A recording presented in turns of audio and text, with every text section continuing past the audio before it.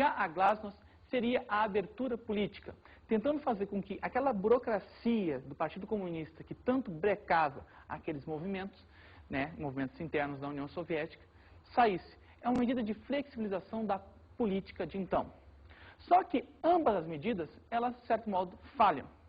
Elas falham e a União Soviética também depois vai ruir por causa disso. Na verdade, as medidas de Gorbachev, que eram medidas para tentar melhorar, modernizar o país, são as medidas que aceleram o fim da União Soviética. Tamanho o grau de degeneração daquele sistema.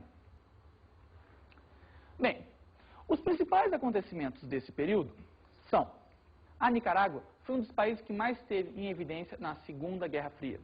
Dominada pelos sandinistas, de tendência socialista, os Estados Unidos encontrou resistência dos contra, isto é, uma oposição interna financiada e treinada pelos norte-americanos com o fim de derrubar o regime.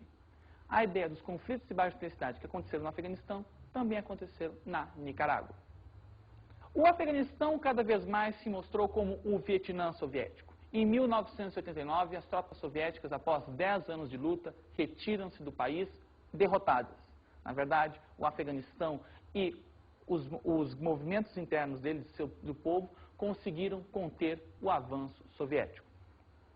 As reformas de Gorbachev, Perestroika e Glasnost significaram um novo alento ao bloco soviético, medidas que viriam modernizar e dar mais vida àquele socialismo.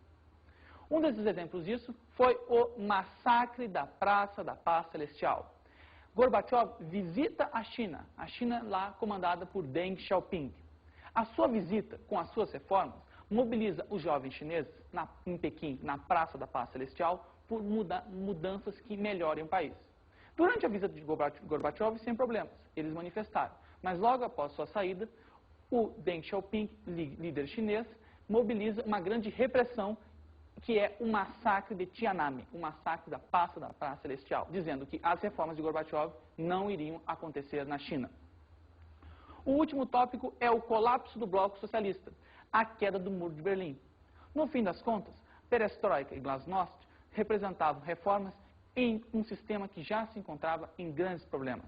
Ao invés de mudanças, aceleraram o seu colapso. Portanto, o colapso simbolizado no Muro de Berlim, o Muro da Vergonha, o muro que separava uma cidade entre um lado capitalista e um lado socialista. A queda do muro marca o fim do regime socialista no leste europeu e na União Soviética. A queda do muro marca a vitória do bloco capitalista. A Guerra Fria tem o seu fim. Agora já há um vencedor. É o capitalismo. Agora a hegemonia está nas mãos dos Estados Unidos. Vejamos agora as nossas dicas de estudo.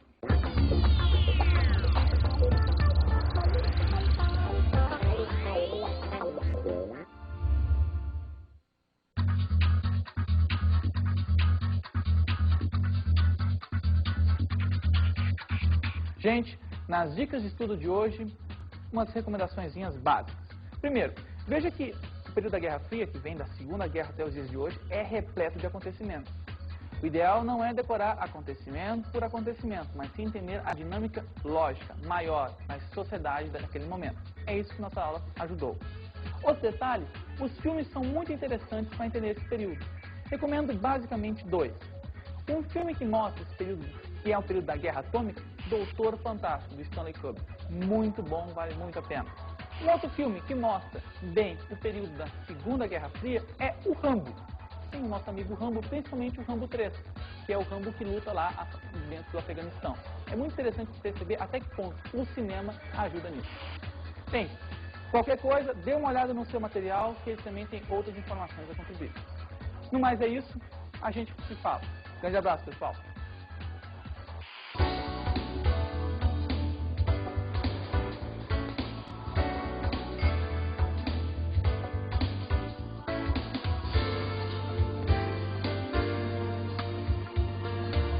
Na aula de hoje estudamos a Guerra Fria. Falamos sobre a primeira fase da Guerra Fria. A Primeira Guerra Fria corresponde à fase inicial desse conflito. Nessa fase, o que está em jogo é a reestruturação do mundo após a Segunda Guerra Mundial. Evitar o avanço do socialismo em países que antes não eram, por exemplo, a Europa. Vimos o período de coexistência pacífica.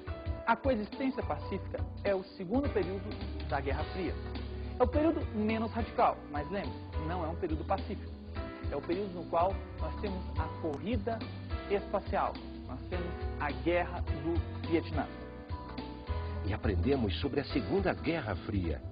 A Segunda Guerra Fria corresponde ao período final deste conflito. Neste período você tem os Estados Unidos acelerando de forma muito forte, é o avanço conservador dos Estados Unidos. A União Soviética tenta reagir, mas acaba não conseguindo e ruindo. É o período final da Guerra Fria, é quando os Estados Unidos acabam vencendo o conflito ideológico.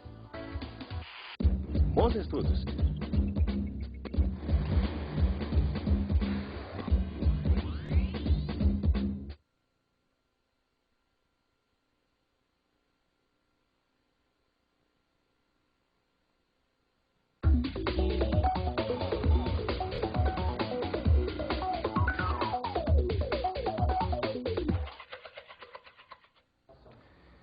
Salve, caro professor! Bem, no meu espetáculo de hoje a respeito de Guerra Fria, um detalhezinho interessante assim. Como é um período com muitos acontecimentos, sugiro trabalhar com uma lógica, a lógica da Guerra Fria, a lógica do confronto entre Estados Unidos e União Soviética. Isso explica boa parte dos acontecimentos e evita, assim, o aluno pensar que tem que decorar tudo isso. Um outro detalhe é sugerir uma reflexão. Afinal, o fim da Guerra Fria é o início da paz? É uma coisa para debater. Bem, no mais é isso. A gente se vê. Grande abraço.